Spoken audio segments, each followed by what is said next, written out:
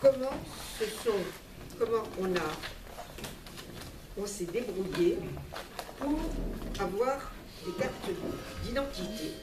Alors, je vais vous montrer une carte d'identité d'époque. C'est pas la mienne, je vous le dis tout de suite. La carte d'identité, on a dû les acheter au bureau de tabac et on achetait à l'époque les timbres fiscaux et on montait au commissariat qui mettait les empreintes. Et si vous remarquez bien, je ne sais pas si vous voyez d'aussi loin, qu'est-ce qu'elle a de particulier, ma carte? Il n'y a rien écrit dessus. Vous viendrez regarder après. Hein. C'est que la carte d'identité de Français, qu'est-ce qui a marqué ici? Vous n'avez pas République française. Hein. État français. Elle est marquée État français. Et il n'y a plus liberté, égalité ni fraternité. Et sur cette carte d'identité, qui appartient à une dame juive, il y a le tampon juif quand le tampon a été obligatoire. Sur tous les papiers, il y avait ce tampon. Et le port obligatoire de l'étoile jaune qui a été décrété le 2 juin 1942, eh bien, en voilà une d'époque aussi. Voilà, alors quand vous avez ça cousu sur votre côté gauche et que vous avez une carte d'identité comme ça et comme il y avait des contrôles, alors là maintenant vous dites qu'il y a des contrôles au faciès, ben nous c'était pas au faciès mais c'était comme ça où quand il y avait un contrôle, on sortait une carte d'identité et que tu n'avais pas ton étoile ou elle était mal cousue pour certains, eh bien tu étais arrêté aussi. Donc, et voilà, vous avez également sur carte de pain, puisqu'on n'avait plus de pain à volonté, on n'avait plus rien à volonté.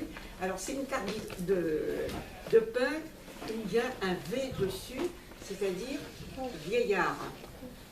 Nous avions, nous les adolescents, une carte d'identité de pain avec marqué J3. Il y avait des cartes J2 et des cartes J1, puisque les cartes de pain étaient distribuées tous les mois avec... il fallait aller les chercher, pas au commissariat, à l'école, je crois que c'était, ou à la mairie, je ne me souviens plus.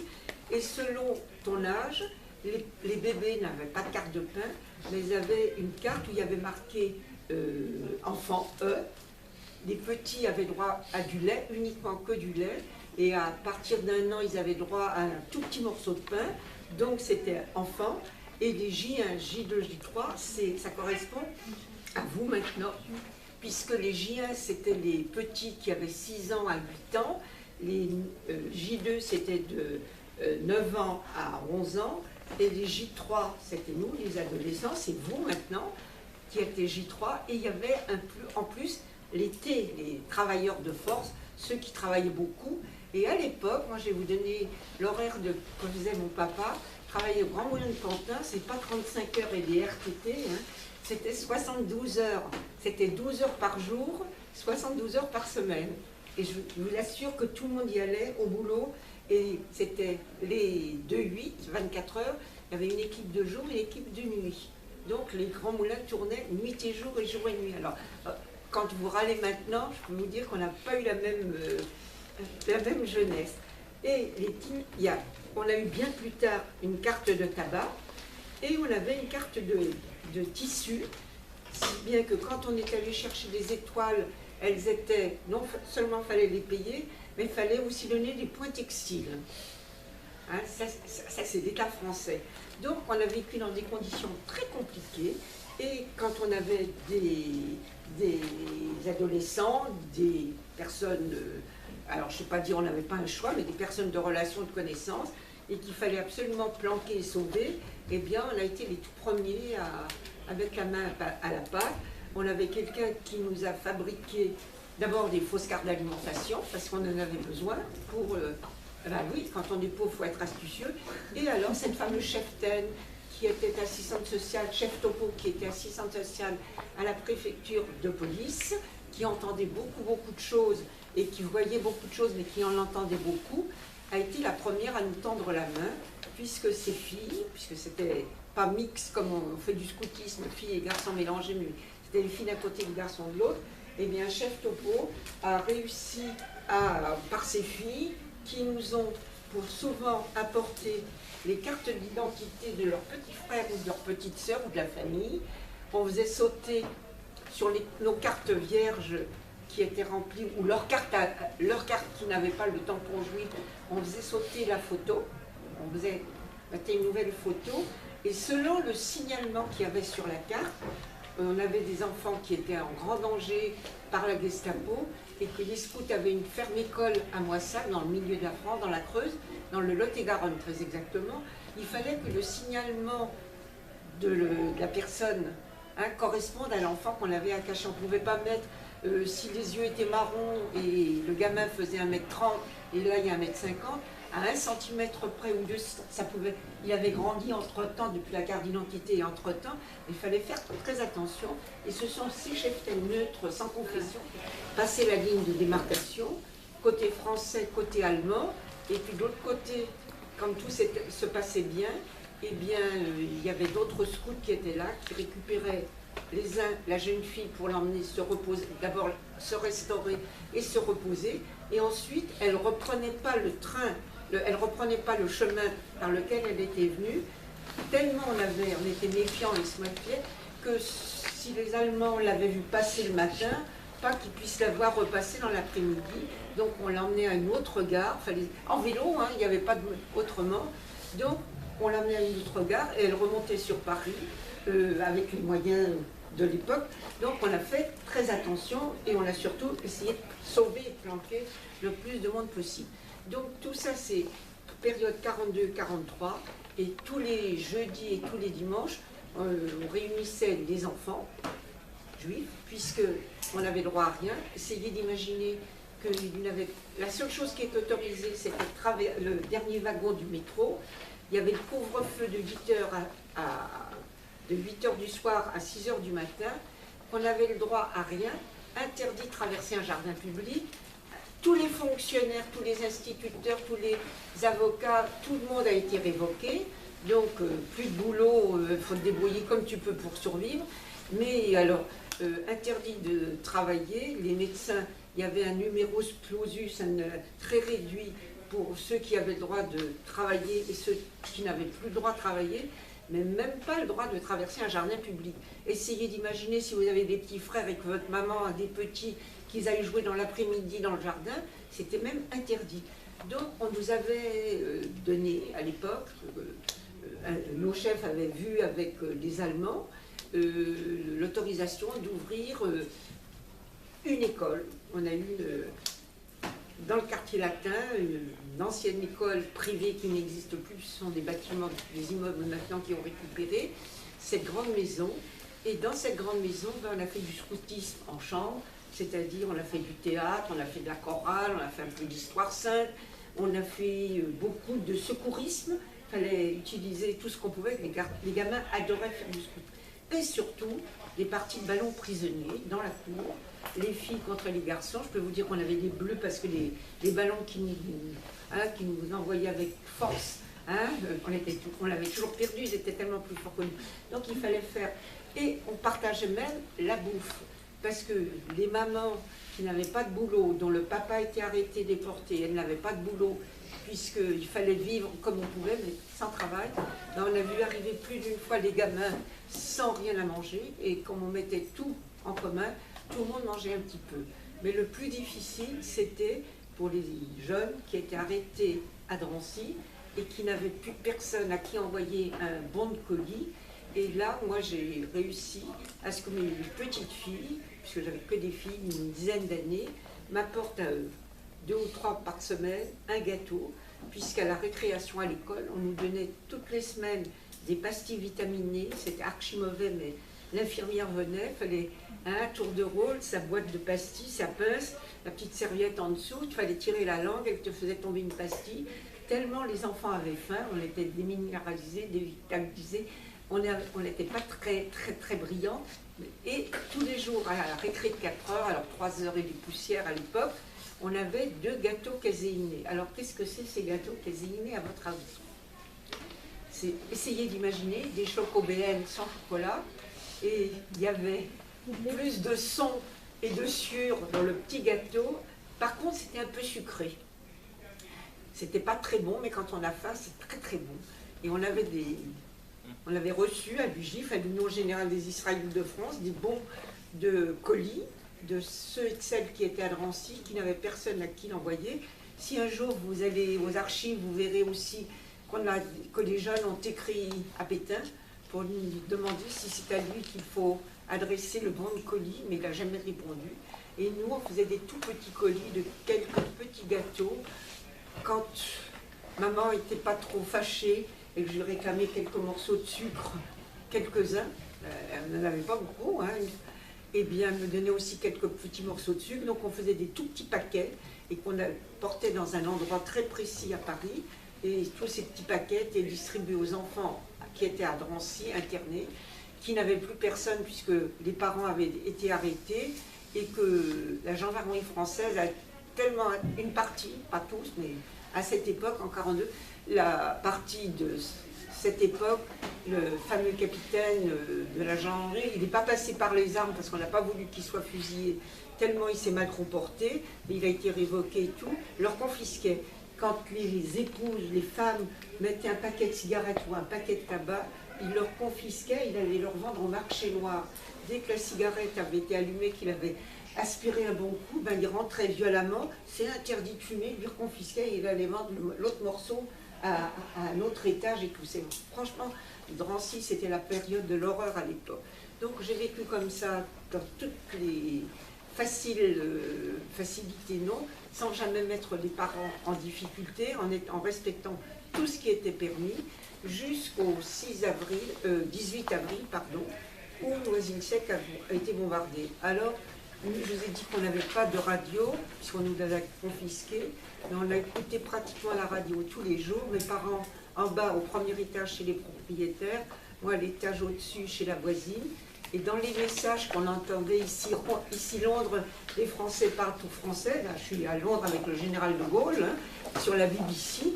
On avait très bien entendu le message « Les haricots sont verts, mais ils seront bientôt secs ». Mais personne ne nous en avait expliqué la traduction.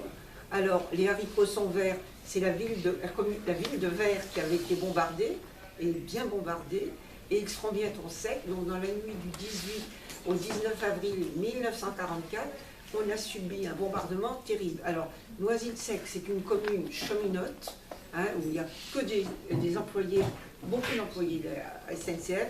Les cadres travaillaient à la gare de l'Est. Et à Noisy, on avait, alors vous n'avez pas connu, ça n'existe plus non plus, ça a été rasé au bombardement, des rotondes magnifiques, des immenses rotondes style Tour Eiffel, vous voyez, tout en armature, comme un petit peu le Grand Palais, superbe, avec des ponts roulants, où les locomotives passaient pour vérifier, travailler s'il y avait une locomotive à réparer, puisque sans locomotive, pendant l'occupation, il n'y avait pas de train pour les militaires, il n'y avait pas de train pour la déportation, mais il n'y avait pas non plus de train pour les civils. Donc c'était très important et ces rotondes ont complètement disparu sous le bombardement, elles ont été pilonnées et tout, puisque l'année dernière, on a retrouvé en agrandissant les travaux de la gare en ce moment, on a retrouvé 3 bombes l'année dernière, au printemps dernier, il y a un an, 3 bombes, dont 2 on a pu extraire, des mineurs ont pu déminer, et une on a fait exploser parce qu'elle était fêlée. Donc en avril 1944, on a subi un bombardement terrible, il y a eu plus de 600 tués à Noisy, 3000 et des poussières de blessés, et nous, on s'est crapahuté hors de la cave, puisque l'immeuble à côté de chez nous, boulevard de la République, était une superbe maison, un immense bâtiment. La bombe, elle n'est pas tombée sur le toit, mais elle est tombée à la hauteur du 4e étage, et comme un château de cartes, tout s'est écroulé. On a sorti 60 tués qui étaient à l'avant, je ne parle pas du nombre des blessés après, et nous, on s'est crapahuté, on n'était pas au 19, on était au 21, dans la cave. Mes parents étaient descendus en premier, avec la grand-mère, et avec mes 2 frères, on a dit non, on préfère mourir dans notre lit, donc on va vous attendre. Et puis, pourquoi mon frère aîné s'est levé, il a ouvert la fenêtre dans la cuisine, et il s'est mis à hurler, vite, vite, vite, il faut qu'on rejoigne les parents, ça tombe de partout. Le ciel était illuminé, il y avait des fusées traçantes, la DCA, c'est-à-dire ceux qui tiraient sur les avions ennemis, une bagarre dans le ciel entre les Alliés et les Allemands, c'était l'horreur. Donc on s'est crapahuté, on est allé chez les parents, Et à la fin de l'alerte, quand on est sorti, on s'est crapahuté dans la cave, il n'y avait plus de maison chez nous non plus. Mes frères étaient en pyjama, moi j'étais en chemise de nuit. Et on a réfléchi, qu'est-ce qu'on allait faire? Pas de papier, pas d'argent, rien. Les parents sont descendus tels quels. Et quand le jour s'est levé, ben, on est parti à pied jusqu'à la mairie de Montreuil. Et à la mairie de Montreuil, mon papa il a demandé au poinçonneur du métro s'il avait la gentillesse de bien vouloir nous laisser passer. Donc on est allé chez une de ses sœurs qui vivait chez sa fille, qui ne vivait pas dans son appartement, dans son logement, dans le 18e arrondissement, rue Lamarck. Tante Jeanne est venue avec nous à proposer ses clés. Je t'accompagne pour prévenir la concierge que c'est plus moi qui occupe les lieux puisque vous êtes sinistrés. Donc, on est allé occuper le logement de la tante Jeanne, un 2 pièces avec les sanitaires et l'eau courante. Et puisque la surprise était que sous nos pieds, la boutique qui était sous nos pieds, c'était le bureau de recrutement de la milice et de la LDF. Oui, c'était vraiment pas choisi, mais... Donc, on a vécu pendant 3 jours, pas pieds nus, en chaussettes, dans le logement de la tante Jeanne. Même pas l'autorisation d'être assis sur une chaise, parce que quand on s'assoit, on tire. Ouais. Donc, les parents ne voulaient pas qu'on était par terre, mes frères et moi. Grand-mère, elle ne bougeait pas trop non plus. Donc, sans bouger ni rien pendant 3 jours, puisqu'on avait ce bureau de recrutement de la milice, des miliciens et de la LVF. Alors, la LVF, je vous traduis, c'est la Légion des volontaires français. Autrement dit, ce sont des Français qui ont choisi le mauvais côté, c'est-à-dire au lieu de choisir la résistance, ils ont choisi la collaboration. Ils étaient en uniforme allemand, hein, avec le macaron tricolore bleu, blanc, rouge sur le bras gauche, et au fil d'or, il y avait marqué France. Moi, j'avais la terreur des miliciens, eux ne me faisaient pas trop peur. Mais les miliciens, j'en avais la terreur parce qu'on avait entendu que c'était des vrais mufles, ils étaient d'une cruauté, massacraient tout le monde. Donc, moi, les miliciens me faisaient très peur. Donc, on a vécu pendant 3 jours dans le logement de la tante Jeanne. Et maman regardait à la nuit tombée, puisqu'il n'y a pas de volet. La maison existe toujours. Hein. Et quand la boutique était dans l'obscurité complète, eh bien, à tour de rôle, on prenait la cuisine pour se laver. Il y avait un petit lavabo, il y avait l'évier, de l'autre côté, on se lavait, on prenait la tour de rôle, on faisait notre toilette, et on avait l'autorisation d'utiliser les toilettes parce qu'on pouvait tirer la chasse d'eau. Pour que, au-dessus des miliciens, il n'y ait pas de bruit du tout. Et maman sortait tous les jours vers les 3 heures, entre 3 heures et 4 heures, timidement. Elle allait au magasin du coin, rue Vauvenargues, voir si elle pouvait trouver quelques rutabagas, quelque chose à manger, un morceau de pain, puisqu'on n'avait le droit que de 15h à 16h de faire les courses. Et puis au bout du 3e jour, on s'est séparés. Mon frère a proposé que, avec l'accord des parents, les garçons sont allés dormir dans un foyer de l'UGIF, de l'Union Générale des Israélites de France, dans le 16e arrondissement, rue Montevideo, un bâtiment qui appartenait à la communauté, mais qui avait été interdite et fermée.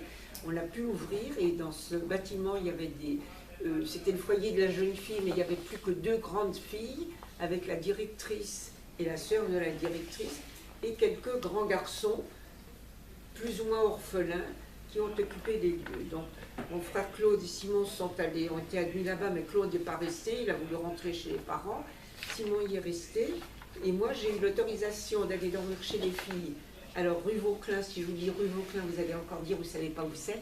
C'est en plein quartier latin, et c'est juste en face, c'est pour ça que j'insiste beaucoup, c'est juste en face de l'École nationale de physique-chimie.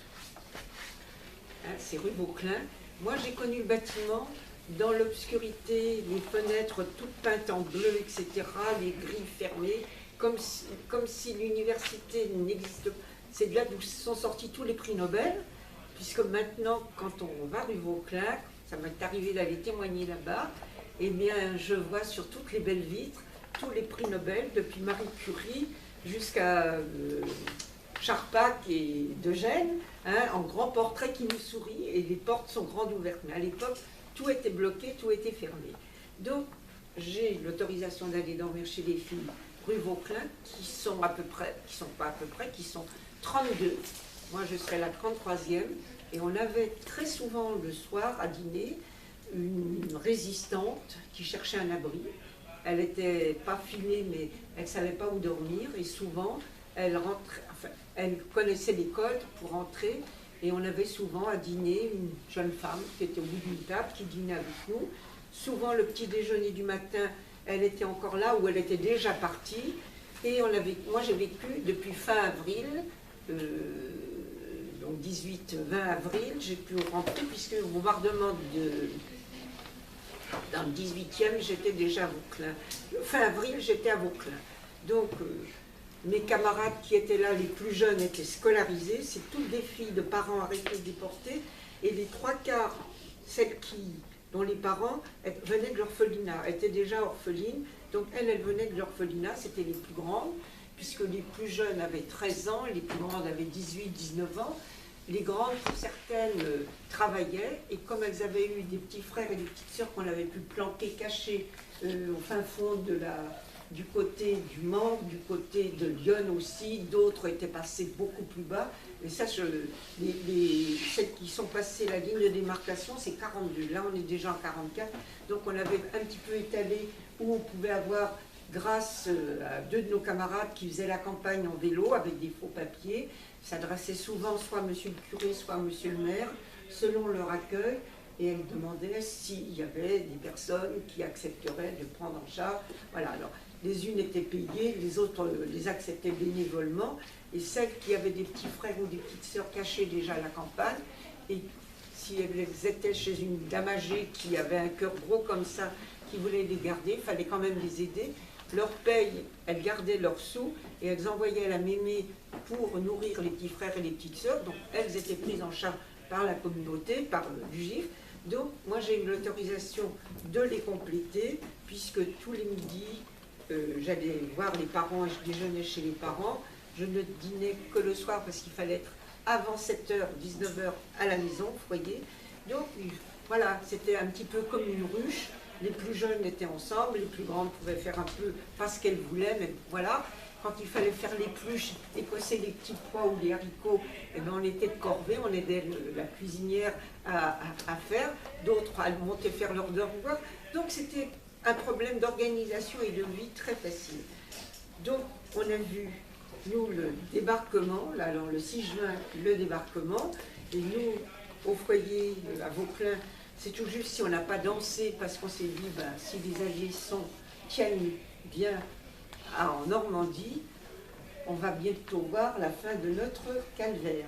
Donc on y a bien cru pendant très longtemps, et pendant plusieurs semaines, et au fur et à mesure que les alliés arrivaient et qu'il y avait autant de morts d'un côté, du côté allié, que du côté allemand, à un moment donné, les Allemands ont appelé en renfort la fameuse division d'Asreich qui était cantonnée en dessous de Montauban. Quand ils sont remontés pour aller en Normandie, ils se sont arrêtés à Tulle. Je ne sais pas, qu'est-ce qui s'est passé à Tulle? Le professeur, il fait oui, mais aux jeunes.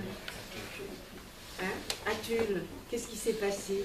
Eh bien, cette fameuse division d'Asreich, elle est rentrée dans la ville de Tulle, où elle a massacré tous les hommes déportés, fusillés, et les 99 jeunes ados ont été pendus au crochet, avec des crochets bouchés au balcon et aux arbres. Donc 99, essayez d'imaginer. Et puis, il n'y avait aucun résistant, parce qu'ils ont dit qu'il y avait des résistants qui les ont attendus. C'était un vrai mensonge. Elle est remontée plus haut, elle est passée par le Limousin, et dans le Limousin, à Limoges, la résistance est sortie, le maquis de, comment il s'appelait, Georges Guingouin, si ma mémoire est bonne, est sorti. Il y a eu 3 SS de tués. Alors les SS sont devenus encore plus violents. Et qu'est-ce qu'ils ont fait à Oradour? Qu'est-ce qu'il y a eu à Oradour? Ils ne connaissent pas non plus. Jamais? Voilà, ben oui, ils sont pas tous. Très bien, oui. Tout le village martyr, tout le village a été. Les hommes ont été ou fusillés ou déportés, il n'y a eu aucun retour. Et la petite ville d'Oradour, eh bien, elle est rasée. Et si vous avez la chance de faire un voyage d'études, vous pourrez aller, Oradour a été reconstruit de l'autre côté de la route, et le village, il est tel quel. On y a juste rajouté des petits macarons avec le nom des propriétaires, des gens qui l'occupaient, parce qu'on s'est dit, s'il n'y a plus personne, un jour on ne saura pas qui habitait là, et vous verrez, tout est resté brûlé. On a mis, je ne sais plus le nom, j'en ai perdu le nom, 3000 hommes, femmes dans l'église et des enfants. Les Allemands y ont apporté des caisses de munitions et de la paille, ils ont bloqué l'église, et tout le monde est mort brûlé. L'église est complètement dévastée, il y a encore un mur avec des ex-voto dessus, et toute la ville, tout le village d'Oradour, il n'y a plus rien du tout.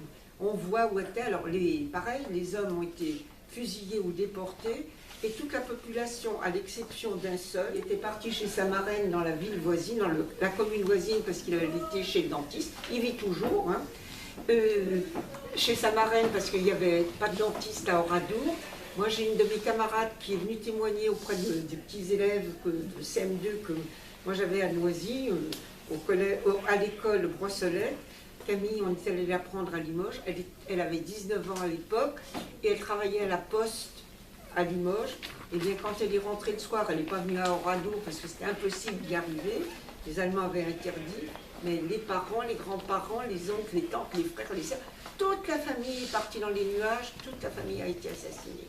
Donc ça, c'était une deuxième. Et une troisième dame qui, dans la sacristie, a sauté par la fenêtre.